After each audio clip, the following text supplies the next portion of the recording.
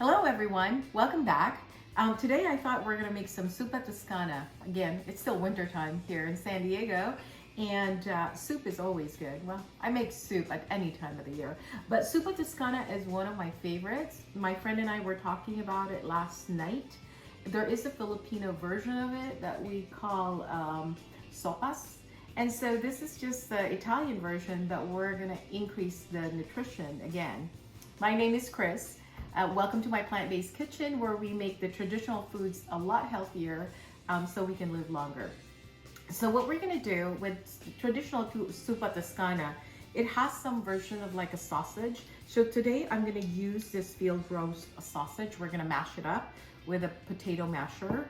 And we're gonna use some kale. I just basically pulled it off the stem and then just peeled it apart with my hands. It was very therapeutic. And then I have like about 2.5 cups to almost 3 cups of potatoes here that I've chopped up. I wanted the potatoes to be almost as close to the size of the white beans or the cannelloni beans that I'm using. The reason being is that with Zuppa Toscana, it's not really traditional to have white beans, but I want to increase the protein. So you got the protein from the field roast here, and you will have protein and fiber from the white beans.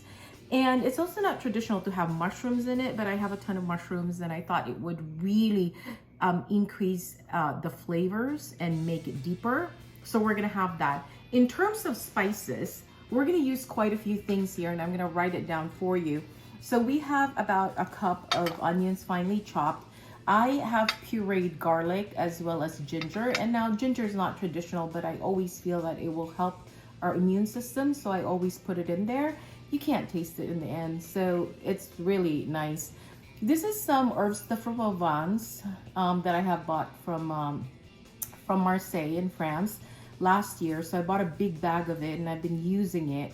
And I've also put some no salt seasoning in here, so I mix it together. And to create that slightly like chicken flavor, I have 2 tablespoons of nutritional yeast here. And to enrich its flavor again, I have some mushroom seasoning here. We're gonna season it with salt and pepper in the end, and we're also gonna put a little bit of pepper flakes in there. Now we're gonna use 2 kinds of liquid here. I still have some of the vegetable broth that I've made. I have 2 liters of them left. I'm gonna use them all for this dish. And then I've also made some homemade soy milk from organic soybeans. So I just made it this morning. It's still warm. We're gonna use this to make our broth creamy. So come with me. My Le Creuset here has been warming, and we're gonna water saute our onions and other spices here. So let me set this aside here so it doesn't fall. We're gonna start with our onions. There we go. And then I'm gonna put, and I like sauteing my herbs early on as well. So we're gonna put that in there, and that's your ginger and garlic. I'm gonna put the spices in there and the mushroom seasoning, as well as my nutritional yeast to create that chicken broth kind of flavor. We're gonna saute it with the vegetable broth. We're not gonna use so much oil for this dish. Now granted, oftentimes, I actually add a little bit of oil towards the end.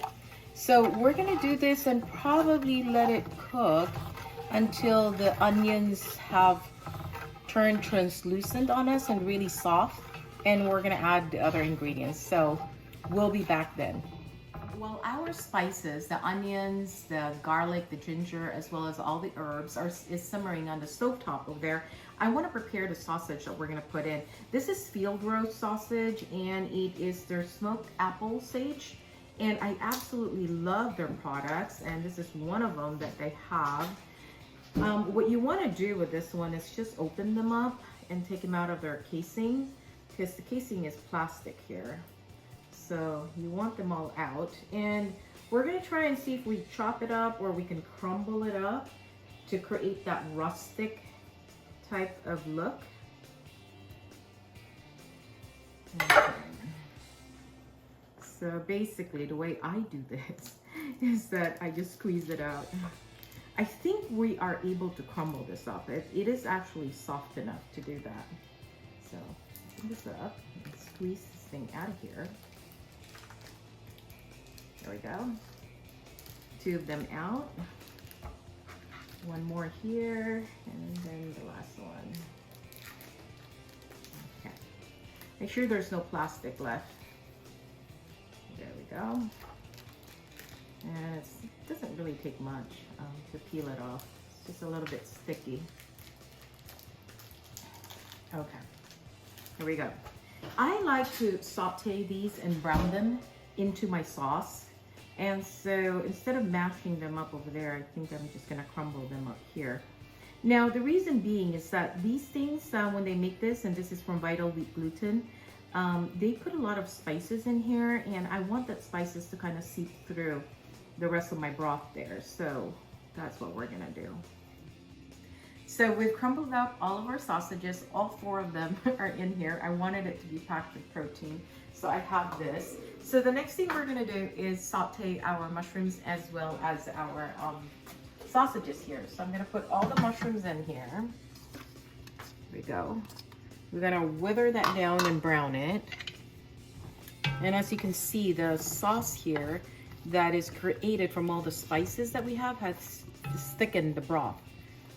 We're gonna add more chicken or our vegetable stock, our chickenish seasoning here. It's gonna change, and we're gonna put the sausages in there, all of it.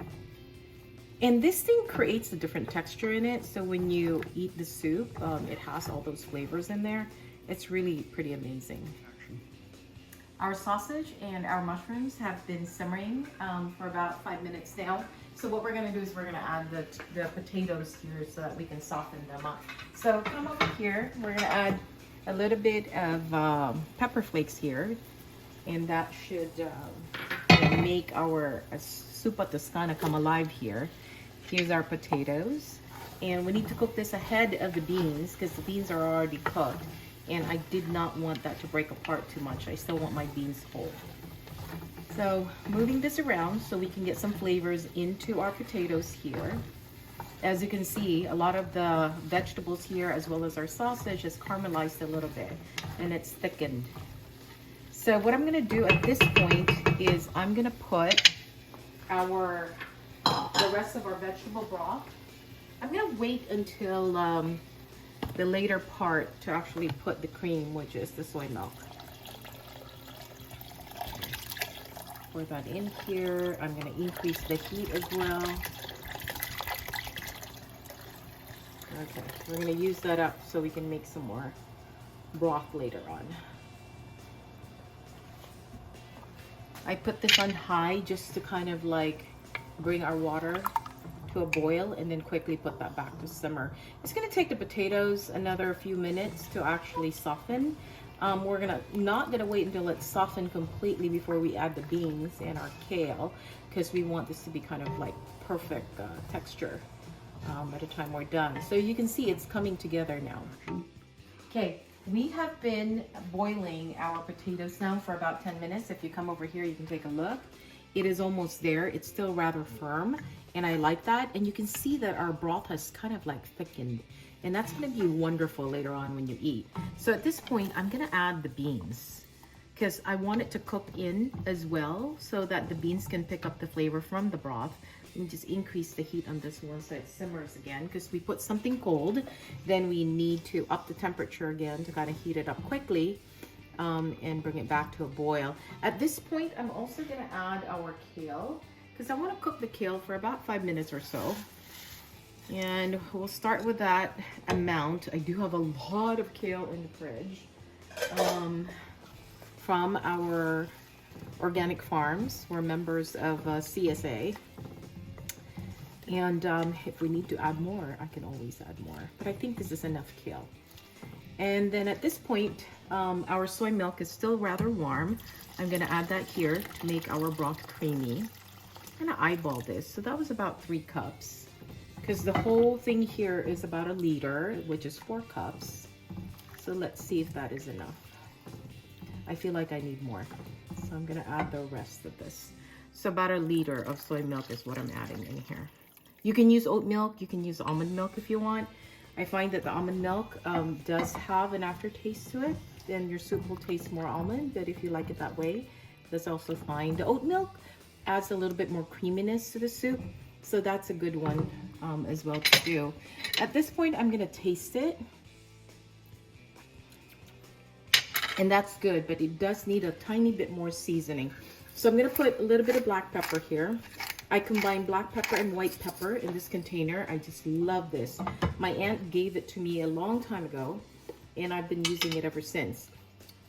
The soup is a little bit salty already from the mushroom seasoning, so I'm just gonna add about half a teaspoon here of salt.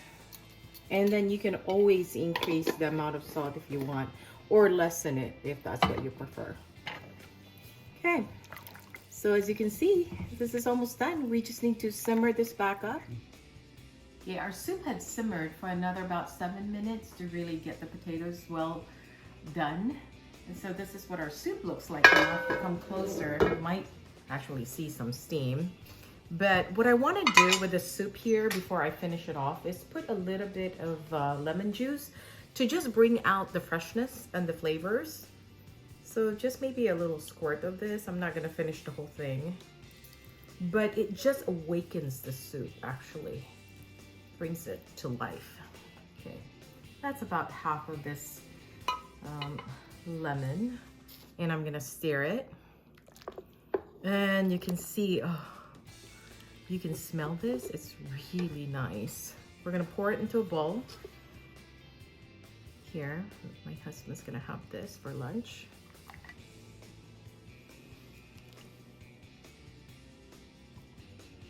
And I love the pieces of kale that's in there.